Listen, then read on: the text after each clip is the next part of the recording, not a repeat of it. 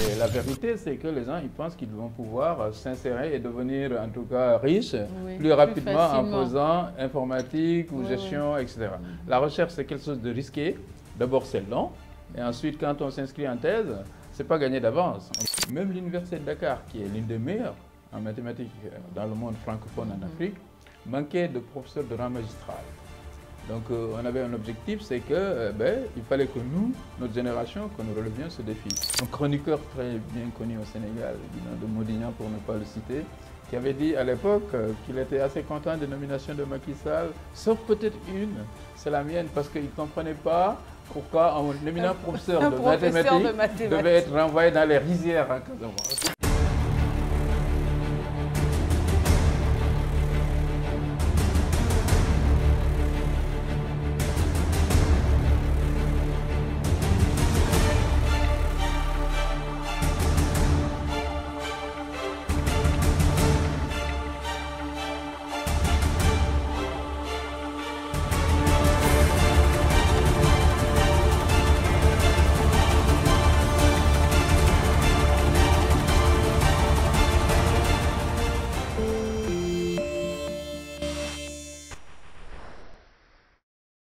Vous êtes chef d'entreprise, cadre ou jeune entrepreneur? Votre parcours et votre histoire peut inspirer ou motiver la jeunesse africaine. Participez à votre émission Leitmotiv sur 2STV et partagez votre expérience avec ceux qui en ont besoin. Infoline 78 245 57 72. Leitmotiv. Nous avons tous besoin d'une source d'inspiration.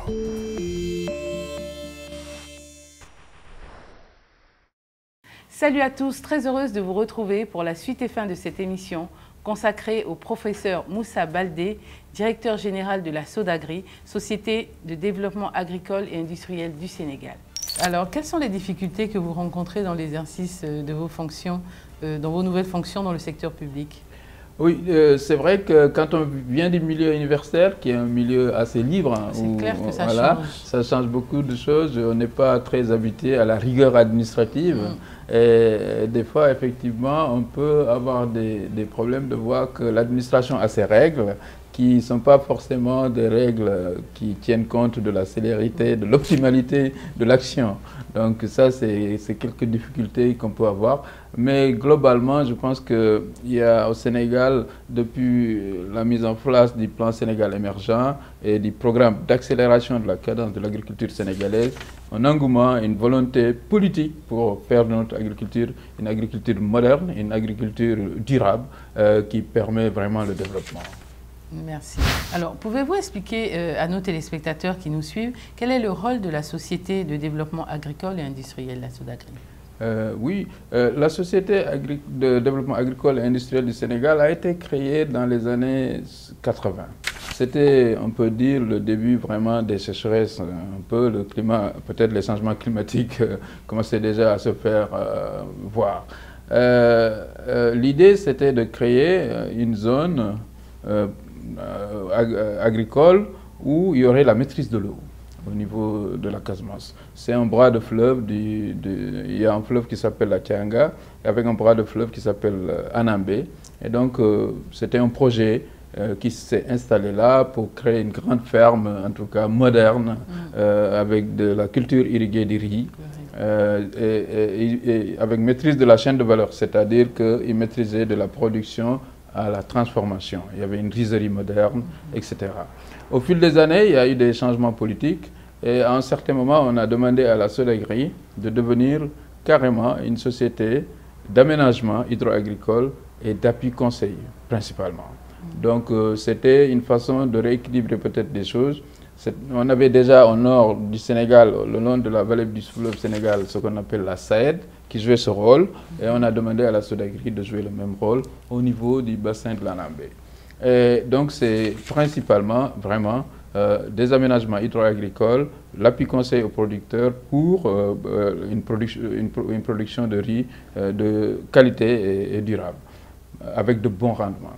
Mais depuis justement 2013, quand il y a eu le plan Sénégal émergent et cette nouvelle politique d'accélération de la cadence, le président de la République a voulu que la SODAGRI étende ses activités dans toute la Casamance et le sud-est du Sénégal. Donc maintenant, on peut dire que les deux sociétés ceinturent le Sénégal. La SAED va de Saint-Louis à Bakel et la SODAGRI, elle va de Bakel à Oussouye. Donc du coup, nous travaillons sur 5 régions. Principalement, notre rôle, comme je vous ai dit, c'est aménagement hydro-agricole et appui conseil. L'idée, c'est que la SODAGRI pilote le développement d'une riziculture moderne, productive, de qualité et durable au niveau des zones de la Casamance. Le programme national d'autosuffisance en riz, on va dire qu'il est structuré comme suit. On atteint 60% de la production de la vallée du fleuve Sénégal et 40% des régions sud, c'est-à-dire du riz pluvial. Et donc la SODAGRI a pour rôle essentiellement de piloter la riziculture dans ces zones pour l'atteinte des 40% du programme national d'autosuffisance en riz. D'accord. Et pouvez-vous nous parler du projet Tiers Sud? Quelles en sont les composantes? Oui, le projet Tiers Sud, c'est un projet qui a démarré maintenant il y a 2 mois. C'est un projet dont le but, c'est vraiment d'apporter l'émergence sur cette partie tiers sud du Sénégal, à savoir la région de Kolda, la région de Tamba et la région de Kédougou. Le projet a 4 composantes. Il y a une composante qui consiste à construire des communs ruraux pour la base productive, par exemple, améliorer la production. Je donne un exemple. Grâce à ce projet, on va réhabiliter 1200 hectares du bassin de l'Anambé pour permettre aux producteurs d'améliorer leur rendement et d'avoir une meilleure maîtrise de l'eau. On va aménager au niveau des vallées, pour les femmes, au niveau de la riziculture, au moins 500 hectares. On va travailler pour le désenclavement des zones de production pour au moins 30 km de pistes, non 100 km de pistes. Ensuite, il y a d'autres filières porteuses comme le lait, la banane. Par exemple, les bananeraies de Gouloumbou, ce projet a pour but d'essayer de les sécuriser par rapport aux inondations, mais surtout rendre la banane plus compétitive, c'est-à-dire essayer d'organiser les producteurs pour avoir une meilleure commercialisation. On le fera pour le lait et pour le maïs aussi. Donc c'est un projet d'envergure financé à hauteur de 30 milliards par la coopération française à travers l'Agence française de développement et l'Union européenne. Donc c'est un projet sur lequel comptent beaucoup les populations de cette zone. Le projet a démarré il y a 2 mois et nous espérons que d'ici 5 ans, il aura participé à créer un peu, en tout cas à impacter fortement dans l'émergence de ces terroirs. Forcément. Alors, quel regard, après toutes ces années à ce poste, quel regard portez-vous sur le secteur de l'agriculture au Sénégal? Oui, je pense que le président Macky Sall, dans son programme Yonou Yokouté, le programme de campagne, avait mis l'agriculture au centre vraiment de ce programme. Et il l'a traduit dans les actes et même dans le cadre du plan, parce qu'on est passé du programme au plan. Et dans ce plan, l'agriculture, c'est un des piliers du plan Sénégal émergent. Et je dis, par exemple, que avec Senghor, nous avons eu une première révolution agricole. C'est-à-dire, on est passé de la houe à la daba, à la charrue, au semoir, c'est-à-dire au petit matériel atelier. Nous avons vécu ça. Dieu merci, j'ai pu vivre maintenant, en tout cas. Les choses ont évolué. Une autre révolution agricole. Comme je vous ai dit, les gens sont passés de la charrue maintenant au tracteur. On a, par exemple, la SODAGRI a implanté au moins 30 décortiqueuses à riz dans la région de Kolda pour vraiment diminuer le travail des femmes. 30 batteuses, 30 batteuses pour le riz et 30 machines pour récolter. Et donc, je pense que l'agriculture sénégalaise est en train de montrer un nouveau visage. Et c'est une agriculture, comme je disais, grâce aussi au management du Dr Papa Blasek, le ministre de l'Agriculture, qui est décomplexée maintenant. C'est une agriculture décomplexée. Je vois maintenant chez moi, à Anambé, des producteurs qui me disent qu'ils ont acheté une voiture, d'autres ont construit des villas. On peut regarder donc maintenant... les conditions de vie s'améliorent. Exactement, c'est-à-dire que dès l'instant qu'on comprend maintenant qu'un agriculteur, ce n'est pas un pauvre paysan qui est là pour la survie, mais que c'est quelqu'un qui peut s'épanouir, vivre comme n'importe quel autre fonctionnaire, voire mieux. Parce que comme je vous ai dit, quand un agriculteur arrive à acheter cash une voiture, ce n'est pas le cas pour tous les instituteurs du coin. Donc une fois qu'on saura que on peut vivre dignement de l'agriculture et s'épanouir, avoir accès à tout le confort que n'importe quel individu peut accéder quand il est en ville ou quand il est fonctionnaire. Je pense que ça change tout. Et actuellement, en tout cas, l'agriculture sénégalaise est sur cette voie. Et je pense que c'est la bonne voie. En parlant justement de conditions de vie, ne pensez-vous pas que la jeunesse sénégalaise fait une erreur en ne se tournant pas vers ce secteur d'activité? Il y a quand même beaucoup d'opportunités dans le milieu de l'agriculture et on pourrait y développer beaucoup d'emplois. Cela n'est-il pas dû à un manque d'information chez les jeunes? Parce que c'est vrai que les jeunes d'aujourd'hui, ils aiment bien plutôt travailler dans les bureaux. Alors qu'aujourd'hui, ou aller en Europe, ou aller ailleurs. Et c'est vrai qu'aujourd'hui, au risque de leur vie même d'ailleurs, mais c'est vrai qu'aujourd'hui, vous en parlez tout à l'heure, un agriculteur qui peut s'acheter une maison, une voiture, ça veut dire qu'il gagne quand même bien sa vie. Oui, ça c'est, comme vous dites, c'est une question peut-être d'information effectivement, d'information utile surtout. Et ça, j'ai eu à organiser un forum avec les conducteurs de moto Jakarta. C'est un phénomène qui est bien connu au Sénégal, où les gens, chaque matin, se réveillent et font du mototaxi, qui leur permet de gagner 1000 francs à 2000 francs. Mais ça, ce n'est pas un boulot durable. Alors qu'ils peuvent s'adonner à d'autres activités qui sont plus rentables et plus durables. Et donc, c'est pour cela qu'il y a des efforts à faire au niveau, effectivement, de la sensibilisation. Parce que quand on va en Europe, on voit que les jeunes qui ont quitté ma région, j'en rencontre beaucoup dans la diaspora, ils font des travaux aussi pénibles. Et c'est dans l'agriculture ou dans l'élevage qu'ils le font là-bas. Oui. Alors qu'ici, ils seraient propriétaires. Ils seront propriétaires ici, ils sont le propre patron.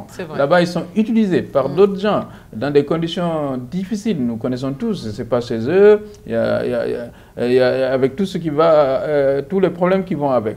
Ici, ils ont des terres. Et ils sont propriétaires et ils peuvent développer les mêmes choses. Exactement. Donc je pense qu'effectivement, il y a beaucoup d'efforts à faire dans ce domaine pour faire comprendre aux gens, c'est bien d'aller en Europe, mais si on peut suivre le Classico Barça-Madrid dans son village, devant ça, en tout cas à côté de son troupeau et de ses champs, c'est beaucoup mieux. Eux-mêmes, ils le savent quand ils partent. C'est quand ils partent qu'ils comprennent. Et c'est déjà trop tard. C'est déjà trop tard. Donc, effectivement, nous avons dans notre programme des programmes de sensibilisation pour faire comprendre aux jeunes que la Casamance, en tout cas, par exemple, elle est super dotée. C'est incroyable comme elle est dotée. Moi, j'étais en Espagne, dans une région où l'eau, c'est Saragosse, où l'eau, par exemple, qui est utilisée, venait de 250 km plus loin des Pyrénées, avec le dégel de la glace. On ne peut pas faire 20 km en Casamance sans rencontrer un cours d'eau, un fleuve ou une rizière. Et le terrain, il est plat. Donc vraiment, c'est l'endroit idéal pour faire de la tout-pousse dans nos régions. Je pense que ça, c'est un aspect fondamental sur lequel on doit travailler. Faire comprendre à notre jeunesse que l'Afrique est riche, qu'elle est même... Elle a une des richesses actuellement les plus convoitées au monde. C'est une terre cultivable. Alors, professeur Baldé, je vous propose de revenir sur votre impressionnant parcours juste après la pub.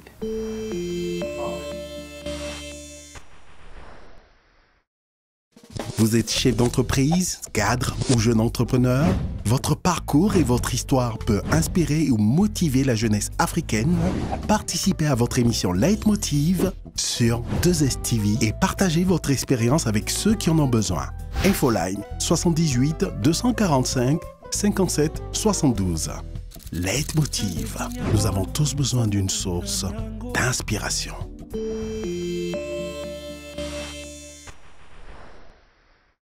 De retour avec notre invité, professeur Baldé, directeur général de la Société de développement agricole et industriel du Sénégal.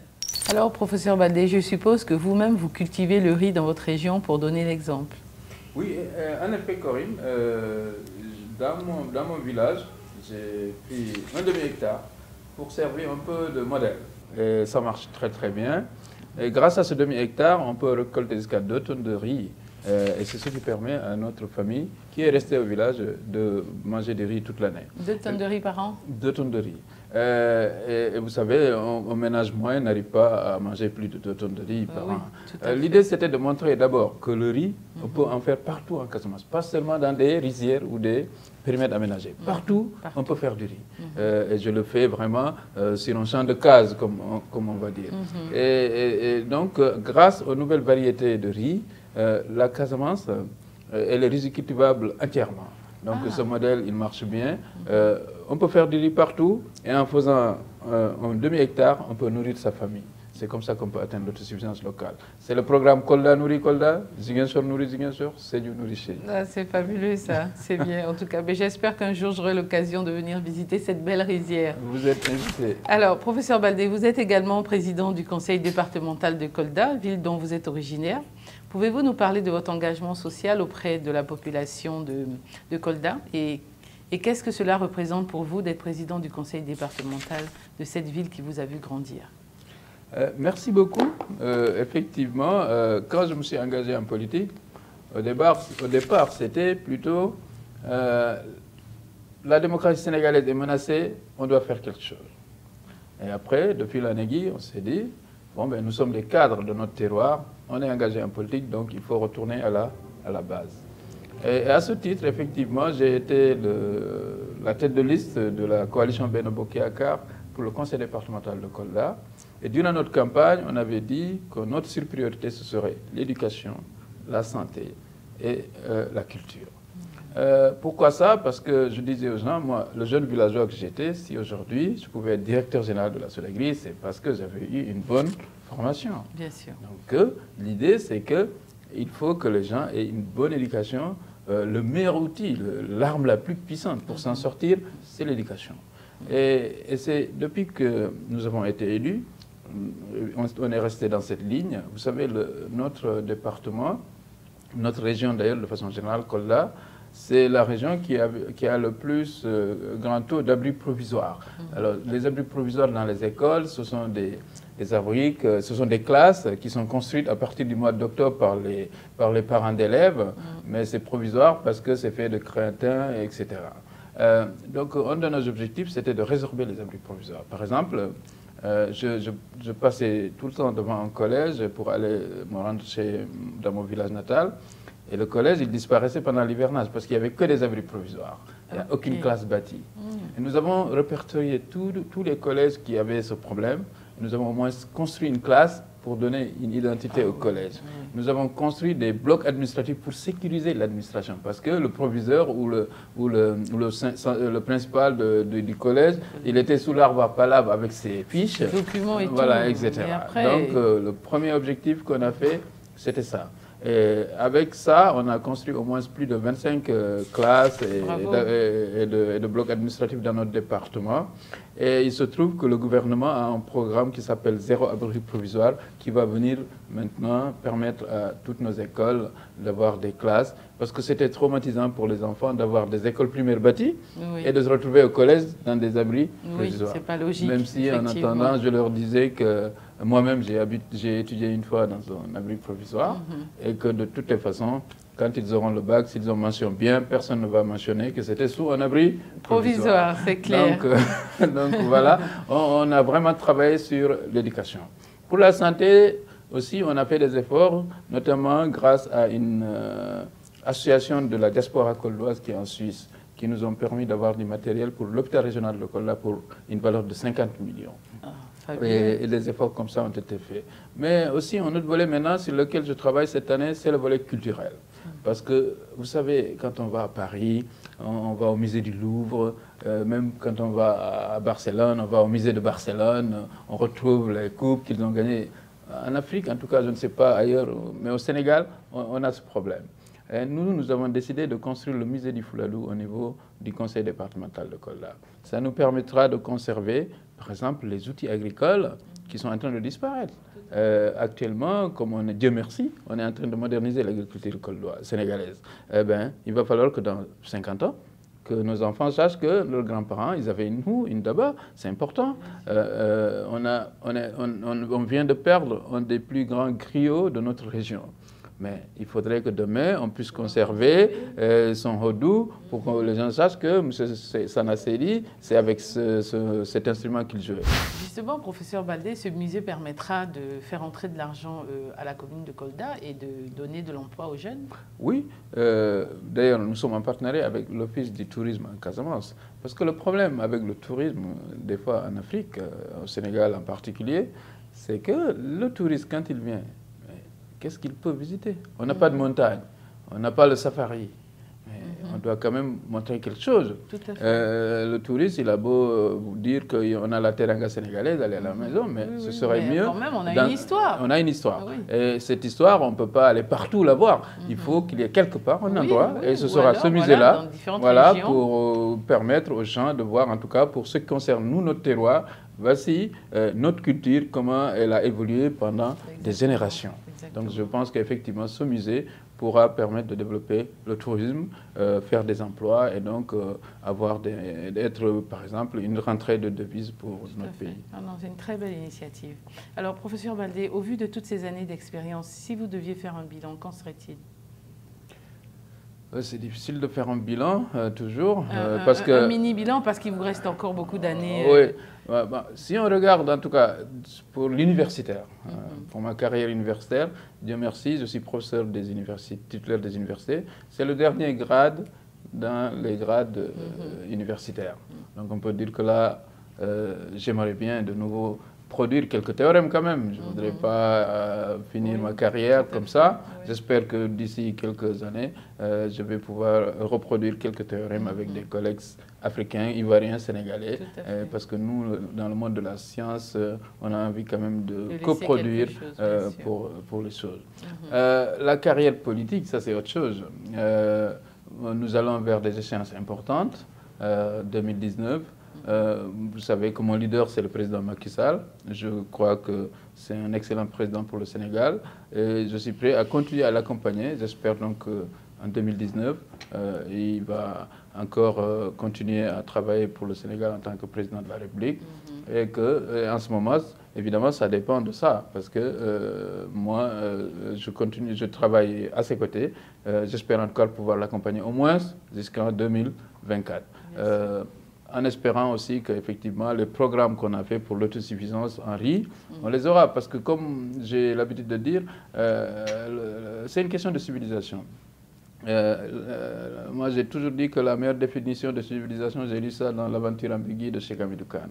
C'est une architecture de réponse. Comment on fait pour manger, comment on fait pour se déplacer, etc. Or, actuellement, pour manger, la plupart des Sénégalais ont dans leur riz, dans leur bol, du riz qui vient de Chine ou de Thaïlande. Ce n'est pas raisonnable. Donc nous avons toutes les conditions pour pouvoir être autosuffisants. Donc ce programme, nous devons l'atteindre. J'espère donc qu'en 2019, en 2020, nous aurons l'autosuffisance en riz. Donc en termes de bilan, on peut dire que ce qu'on a fait à la Sodagri, faire en sorte que la Sodagri quand même soit maintenant une société qui compte dans le programme national de développement agricole, dans le programme national d'autosuffisance en riz au Sénégal.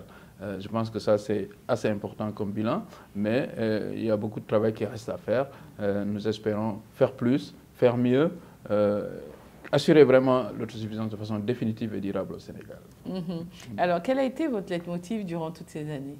Je pense que j'ai voulu toujours, en tout cas, montrer que le fait qu'on soit né dans une région périphérique n'empêche pas d'aller le plus loin possible. Exactement. À cet effet, quel conseil pouvez-vous donner à tous ces jeunes qui nous suivent aujourd'hui? Je pense qu'il faut que les gens comprennent que le fait d'être un jeune Africain en 2018 est une chance et non pas quelque chose comme, en tout cas, une tragédie. Pourquoi c'est une chance? Parce que l'Afrique, c'est le continent de la jeunesse. C'est le continent de la jeunesse. Nous avons une population jeune au moment où beaucoup de pays dans le monde ont des populations vieillissantes. Vous savez, quand je suis rentré il n'y a pas longtemps, déjà quand j'étais en thèse, on remarquait que dans les labos français, il n'y avait que des jeunes africains. Il n'y avait plus presque de jeunes français. Parce qu'un jeune français, comme ici aussi, hein, peut-être savait qu'il pouvait travailler rapidement, les études universitaires, la recherche c'est très long. Et il n'y avait que des Africains qui remplissaient les labos au niveau. Et cette tendance, elle continue. Pourquoi? Parce que c'est nous qui avons la population jeune. Pour faire fonctionner un laboratoire, on a besoin de jeunes. Pour faire fonctionner l'agriculture, on a besoin. Pour faire le développement, on a besoin de jeunes. Donc l'Afrique actuellement concentre l'une des plus riches, la richesse dont le monde a besoin, c'est sa jeunesse. Et donc cette jeunesse, elle doit comprendre ça au lieu d'aller à l'étranger, de se dire qu'on peut le faire nous-mêmes ici. Mais les pays qui se sont développés, mais il n'y a pas d'autres qui sont venus les développer. L'Europe, elle s'est développée elle-même. Il y a eu des contraintes. Quand il fait froid, on se débrouille pour inventer le chauffage. Quand il fait très chaud, on se débrouille, etc. Donc, il faut qu'on reste chez nous, qu'on croit en nous-mêmes, qu'on se donne comme leitmotiv, si vous voulez, l'amélioration des conditions de vie de nos populations, parce que c'est possible. Donc, moi, je dirais aux jeunes Africains, vous avez la chance. C'est difficile maintenant, mais en tout cas, être jeune en Afrique actuellement ne doit pas être vu comme une tragédie, mais plutôt comme une richesse, parce que la richesse en soi, la jeunesse en soi, c'est la richesse. L'Afrique, nous avons la terre, nous avons la jeunesse, et c'est la jeunesse qui construit le monde. Tout à fait. Donc il suffit juste qu'on n'aille pas construire d'autres continents. On a tout apporté. Il faut qu'on construise le nôtre. Exactement. Voilà, merci professeur Baldé pour tous vos conseils. Alors nous sommes presque à la fin de notre émission, malheureusement. Professeur, je ne m'ennuie pas du tout avec vous, vous avez un parcours très enrichissant. Pouvez-vous nous dire quelles sont vos perspectives? Alors, les perspectives, comme je vous dis, on va encore parler sur les deux tableaux. Parce que, comme je vous ai dit, l'universitaire que je suis continue à croire que bon, il faut réfléchir parce que j'aime bien réfléchir. Et l'avantage de la recherche, c'est qu'on réfléchit librement sur des problèmes qu'on a choisis. Donc, il y a plein de problèmes que je n'ai pas su résoudre, sur lesquels je vais... Que d'autres peut-être résoudront. J'espère bien. J'espère que d'autres jeunes Africains vont les résoudre. Mais en tout cas, je vais continuer à y réfléchir en espérant que j'en résoudrai quelques-uns. Sinon, sur le plan de l'engagement politique, comme je vous ai dit, la perspective, c'est 2019. Je crois au président Macky Sall. J'espère qu'il gagnera les élections au premier tour. Et s'il le désire, je continuerai à l'accompagner jusqu'au moins en 2024 pour essayer d'amener l'émergence au Sénégal. Nous vous remercions, professeur Baldé, d'avoir accepté notre invitation. Nous vous souhaitons le meilleur dans vos projets à venir. Merci, c'est moi qui vous remercie. Merci d'avoir fait le déplacement. Mesdames et messieurs, quant à nous, c'est ici que s'achève notre émission. Rendez-vous la semaine prochaine, même chaîne, même heure. Que Dieu vous garde. Action. Nous sommes de retour avec notre invité. De retour de pub sur notre plateau. De retour de pub sur notre plateau avec... Action. Malheureusement, professeur Baldé, le temps qui nous est imparti, tout ça... La fin, c'est toujours difficile.